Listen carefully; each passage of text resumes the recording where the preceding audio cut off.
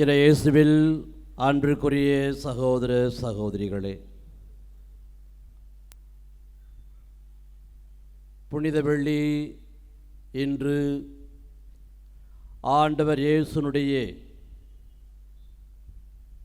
இறப்பை நாம் கொண்டாடுகின்றோம்.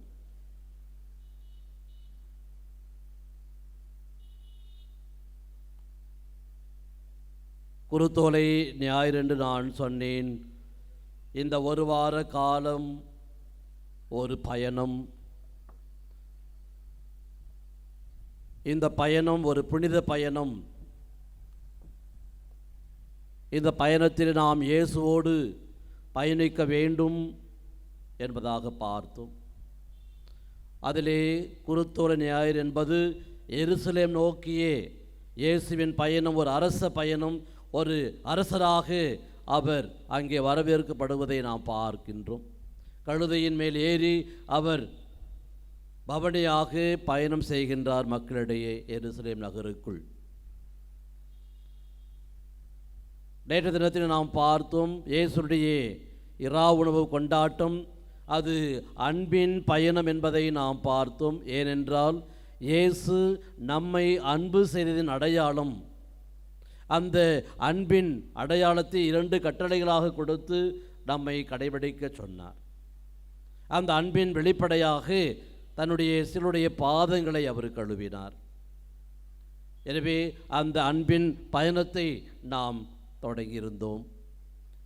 இன்றைக்கு இயேசுனுடைய இந்த கல்வாரி பயணத்தை நாம் தொடங்கியிருக்கின்றோம். இயேசுனுடைய இந்த பாடுகளின் வெள்ளி, புனித வெள்ளி, பெரிய வெள்ளி என்றெல்லாம் கொண்டாடப்படுகின்ற இந்த இயேசுனுடைய இறப்பின் வெள்ளி, இது கல்வாரி நோக்கிய ஒரு பயணம். இந்த கல்வாரி மலையிலே தான் இயேசு தன் உயிரை நமக்காக கொடுத்தார். எனவே இன்றைக்கு நாம் இயேசுனுடைய பாடுகள், இறப்பு இவற்றை நாம் கொண்டாடுகின்ற வேளையிலே அந்த இயேசுவை பற்றிய உண்மைகளை நாம் நற்செய்தியிலும் நம்முடைய வாசகங்களில் நாம் கேட்டோம். அடுத்ததாக அந்த இயேசு அறையப்பட்ட சிலுவையை நாம் ஆராதித்து அதற்கு நாம் முத்தமிடவிருக்கின்றோம். இந்த செயல்கள் எல்லாம் நமக்கு எதை வெளிப்படுத்துகின்றது? இந்த கல்வாரி பயணம், இந்த கல்வாரி இறப்பு நமக்கு எந்த கருத்தை கொடுக்கின்றது, எதை நமக்கு அடையாளமாக வெளிப்படுத்துகிறது என்று பார்க்கின்ற பொழுது, இந்த கல்வாரி பயணத்திலே இயேசுவோடு யாரெல்லாம் பயணம் செய்தார்கள் என்பதை நாம் உணர்ந்து கொண்டால் அதுவே நமக்கு பல உண்மைகளை கொடுக்கும். ஆண்டவரோடு இருந்தவர்கள், ஒருவன் நண்பா என்று சொல்லி முத்தமிட்டு காட்டி கொடுத்தான். இவர் எனக்கு தெரியவே தெரியாது என்று சொல்லி மறுதலித்து ஆணையிட்டு அந்த இயேசுவை விட்டு ஓடினார் பேதுரு. உடனிருந்த அனைத்து மற்ற சீடர்கள் பயந்து அனைவரும் ஓடிவிட்டார்கள். ஆண்டவரே, உமக்காக என் உயிரையும் கொடுப்பேன் என்று சொன்ன அந்த பேதுரு, நாங்கள் யாரிடம் செல்வோம், வாழ்வதொரு வார்த்தைகள் உம்மிடம் அல்லவா உள்ளன என்று சொன்ன அந்த பேதுரு, துன்பம் என்று கண்டவுடனே சிட்டாய் பறந்துவிட்டார். மறுதலித்து ஆணையிடவும் தொடங்கினார். ஆனால் இன்றைக்கு இந்த இயேசுடைய கல்வாரி பயணத்திலே பயணம் செய்தவர்கள் யார், உடன் சென்றவர்கள் யார் என்று பார்க்கின்ற பொழுது, தன்னுடைய தாயை தவிர, அன்னை மரியாவை தவிர மற்றவர்கள் ஆண்டவர் இயேசுவுக்கு அறிமுகமில்லாதவர்கள். இயேசுவை அவர்கள் முன்பு பார்த்ததாக நமக்கு செய்திகள் இல்லை. எனவே இயேசுவுக்கு அறிமுகமில்லாத, தெரியாத அந்த நபர்கள் யார் என்பதை நாம் பார்த்து அவர்கள் நமக்கு கற்றுக் கொடுக்கின்ற இந்த கல்வாரி பயண உண்மைகளை நாம் புரிந்து கொள்வோம். ஆண்டவர் இயேசு சொன்னார் மத்தேயு 16:24, என்னை பின்பற்ற விரும்பும் எவரும் தன்னலம் துறந்து தம் சிலுவையை தூக்கி கொண்டு என்னை பின்பற்றட்டும் என்று. ஆனால் தான் நேசித்து அன்பு செய்த அந்த 12 திருத்தூதர்கள் ஓடிவிட்டார்கள். வாழ்க வாழ்க என்று கோஷமிட்ட அந்த மக்கள் ஒழிக ஒழிக என்று சொல்லி அந்த இயேசுவை அவர்கள் சிலுவையிலே கொல்வதற்காக கத்தினார்கள். ஆனால்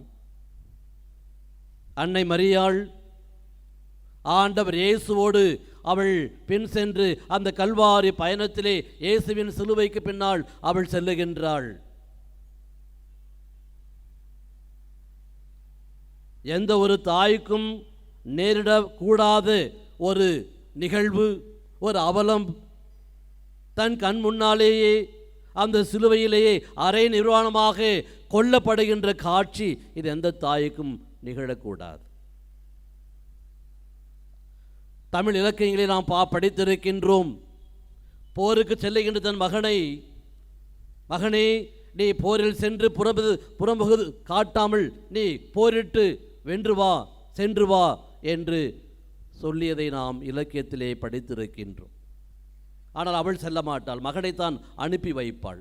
ஆனால் இங்கே அன்னை மரியாள் தன் மகனோடு அவள் அந்த போரிலே, அந்த கல்வாரி போரிலே, அந்த பயணத்திலே உடன் செல்லுகின்றாள். வீட்டிலே அவள் அமர்ந்திருக்கவில்லை, உடன் செல்லுகின்ற தன் மகனோடு அந்த கல்வாரி பயணத்திலே பயணம் செய்கின்ற ஒரு தாயாக நாம் பார்க்கின்றோம். தன் கருவிலே சிசுவாக உருவாகி அந்த இயேசுவுக்கு தன் குருதியெல்லாம் கொடுத்து வளர்த்து அந்த தாய் இப்பொழுது குருதியெல்லாம் சிந்தப்பட்டு அந்த காயப்பட்ட உடலை தன் மடியிலே சுமந்து கொண்டு அவள் தந்தையிடம் கதறுகின்றாள், தந்தையே இந்த மகனை எடுத்துக்கொள்ளும். எனவே அன்புக்குரிய சகோதர சகோதரிகளே, அன்னை மரியாளுடைய இந்த கல்வாரி பயணம், இயேசுடனான இந்த பயணம் நமக்கு கற்றுக் கொடுக்கின்ற பாடம் தியாகம். தன் மகனை, தன் ஒரே மகனை நமக்காக அந்த கல்வாரி மலையிலே, அந்த சிலுவை மரத்திலே நமக்காக அவள் தியாகம் செய்தாள். தன் மகனை நமக்காக அவள் இழந்தாள். இழப்பில்லையேல் நமக்கு வாழ்வு கிடையாது. எனவே இந்த கல்வாரி பயணம் கற்றுக் கொடுக்கின்ற முதல் பாடம், நாம் பிறருக்காக, இந்த சமூகத்திற்காக, இந்த சமூகத்தின் விடியலுக்காக, இந்த சமூகத்தில் இருக்க மக்களுடைய தேவைகளுக்காக, வளர்ச்சிக்காக, மகிழ்ச்சிக்காக நான் என்னையே தியாகம் செய்ய வேண்டும். கணவன் மனைவிக்கும், மனைவி கணவனுக்கும், பெற்றோர்கள் பிள்ளைகளுக்கும், பிள்ளைகள் பெற்றோர்களுக்கும், நண்பர்கள் நண்பர்களுக்குமாக நாம் தியாகம் செய்கின்ற மக்களாக இருக்கின்ற பொழுது அங்கே உண்மை பிறக்கின்றது, வாழ்வு வளமடைகின்றது, இந்த சமுதாயம் முன்னேறுவதை நாம் பார்க்கின்றோம். இரண்டாவதாக நாம் பார்ப்பது சீரேனே ஓர் சீமோன். அறிமுகமில்லாதவன், அடையாளம் இல்லாதவன், இயேசுவுக்கு அவன் தெரியாதவன். அங்கே அந்த இயேசுனுடைய அந்த சிலுவை பாதையிலே, பயணத்திலே அவன் வேறு எங்கோ சென்று கொண்டிருக்கின்றான். அவனை பிடித்து இழுத்து வருகின்றார்கள், இயேசுனுடைய சிலுவையை சுமக்க சொல்லுகின்றார்கள். அவன் மறுதலிக்கவில்லை, அவன் இயேசுவுக்கு உதவி செய்கின்றான். அந்த இயேசுவின் சிலுவையை தான் சுமந்து அவருக்கு உதவி செய்கின்றான். தன் நண்பர்களுக்காக உயிரை கொடுப்பதை விட மேலான அன்பு யாரிடமும் இல்லை என்று யோவான் 15:12 படிக்கின்றோமே. ஆனால் இங்கே நண்பர்களெல்லாம் ஓடிவிட்டார்கள்.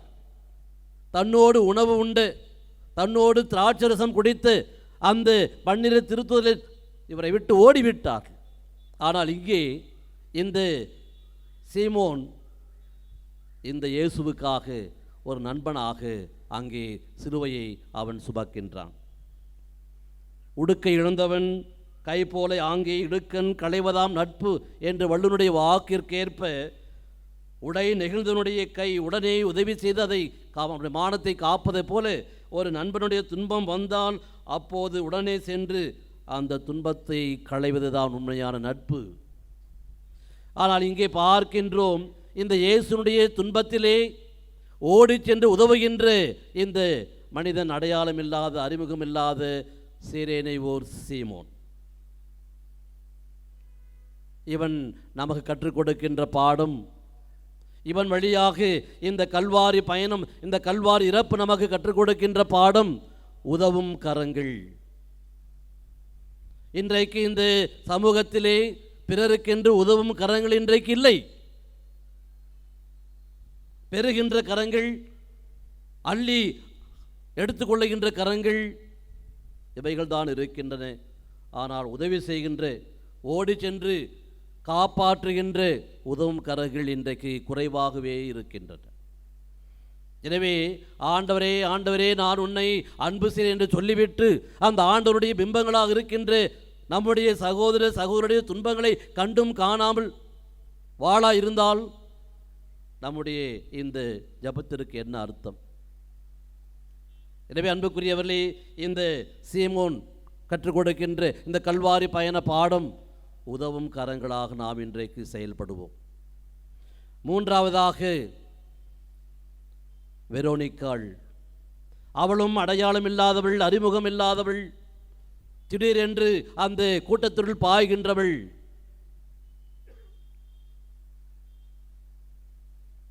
இன்றைக்கு நாம் காலையிலே சிலுவை பாதையிலே கருத்துக்களை நாம் சிந்தித்த போது தந்தை ஒருவர் சொல்லியிருந்தார். அவருடைய கருத்திலே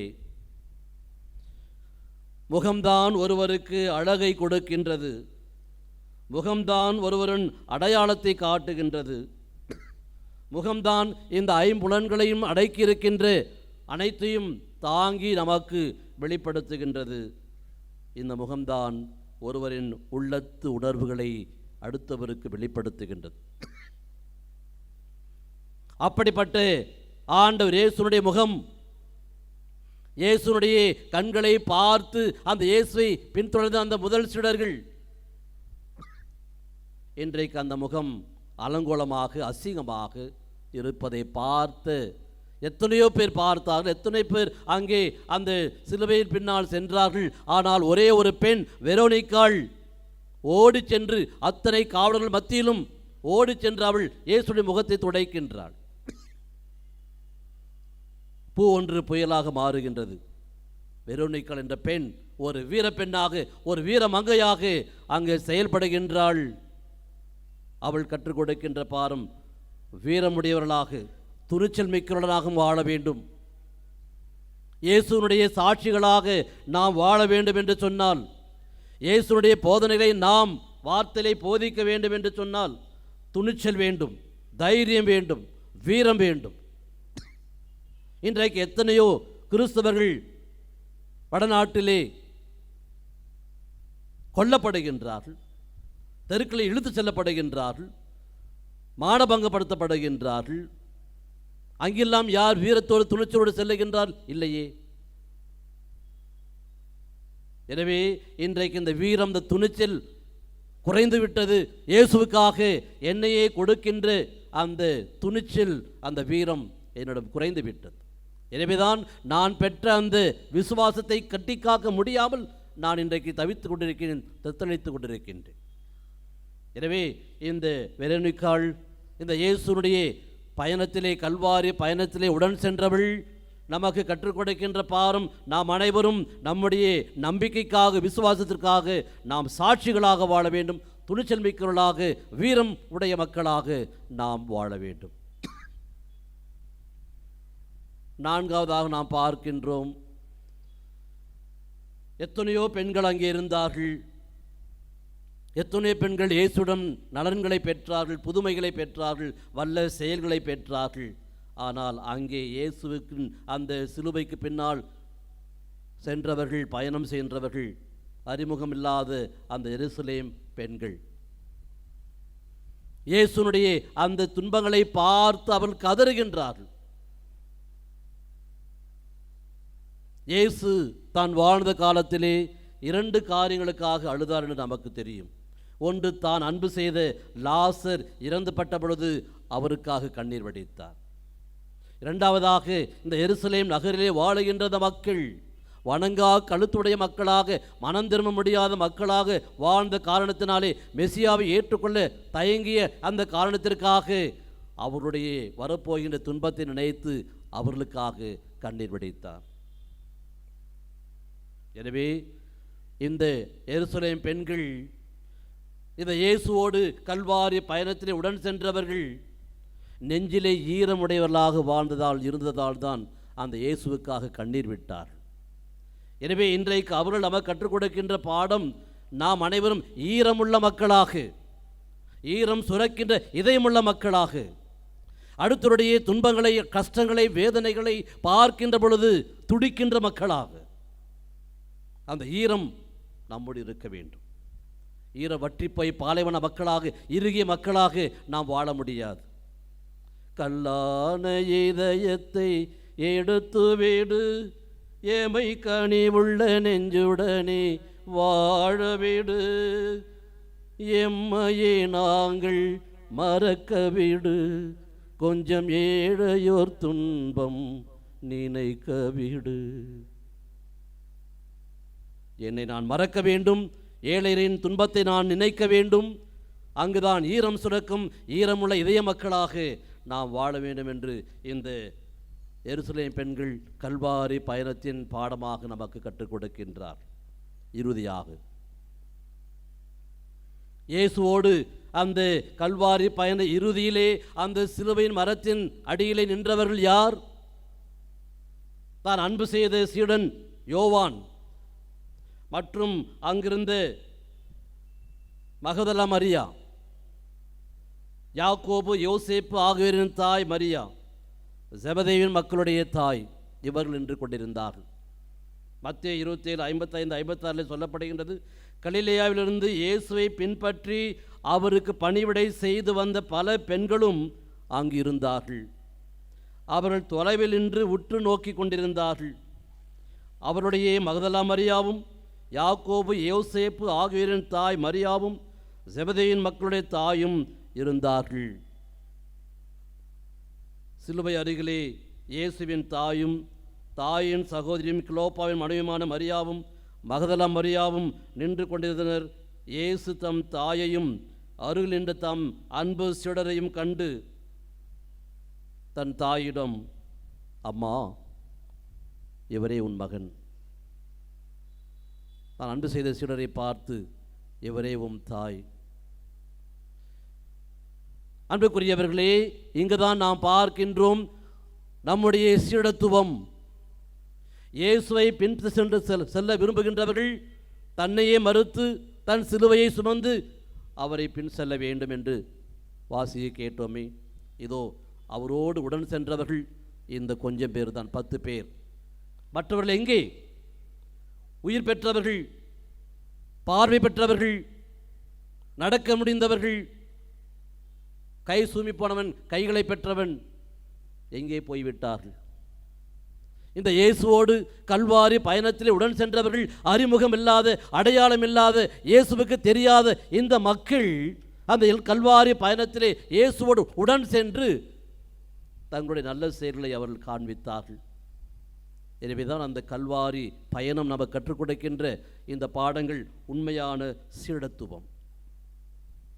எனவே இந்த 5 பாடங்களையும் நாம் இந்த கல்வாரி பயணத்திலே கற்றுக்கொள்கின்றோம்.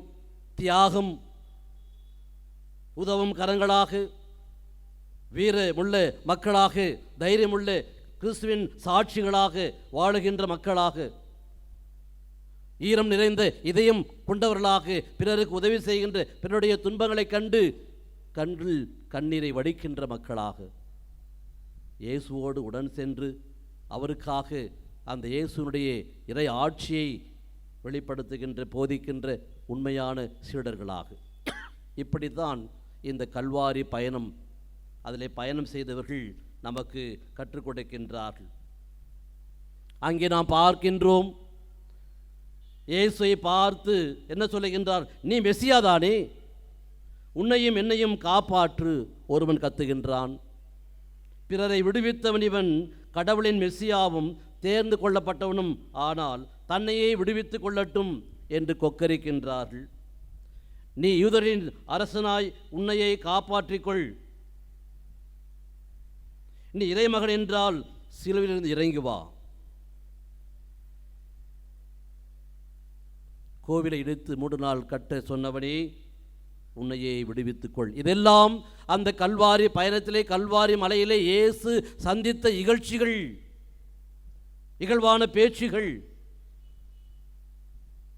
ஆனால் இறுதியிலே இந்த கல்வாரி பயணம் நமக்கு கற்றுப்பற்ப கொடுப்பது என்ன? தந்தையே, தந்தையே, இவர்களை மன்னியும். இவர்கள் செய்வது என்னவென்று இவர்களுக்கு தெரியவில்லை. இவர்களை மன்னியும் என்று சொல்லி தன்னை கொன்றவர்களையும் மன்னித்தவர் ஆண்டவர் இயேசு அந்த கல்வாரி மலையிலே, இந்த கல்வாரி பயணத்திலே இறுதியாக நம்மையெல்லாம் மன்னித்து தன் உயிரை கொடுத்தார். இதற்கு அடிப்படை, ஆணிவேர், அடித்தளம் அந்த இயேசுனுடைய அன்பு, கல்வாரி அன்பு. எனவே அன்புக்குரிய சகோதர சகோதரிகளே, இந்த கல்வாரி அன்பை சுவைத்த நாமும் இந்த பயணம் செய்த மக்களைப் போல நாம் வாழ வேண்டும். அன்பே, கல்வாரி அன்பே, உன்னை பார்க்கையிலே என் உள்ளம் உடையுதப்பா. அன்பே, கல்வாரி அன்பே, உன்னை பார்க்கையிலே என் உள்ளம் உடையுதப்பா. தாகம் தாகம் என்றீர், எனக்காய் ஏங்கி நின்றீர். பாவங்கள் சுமந்தீர், பரிகார பலியானீர். அன்பே, கல்வாரி அன்பே, உன்னை பார்க்கையிலே என் உள்ளம் உடையுதப்பா. காயங்கள் பார்க்கின்றேன், கண்ணீர் வடிக்கின்றேன். தூய திரு ரத்தமே, துடிக்கும் தாயுள்ளமே. அன்பே, கல்வாரி அன்பே,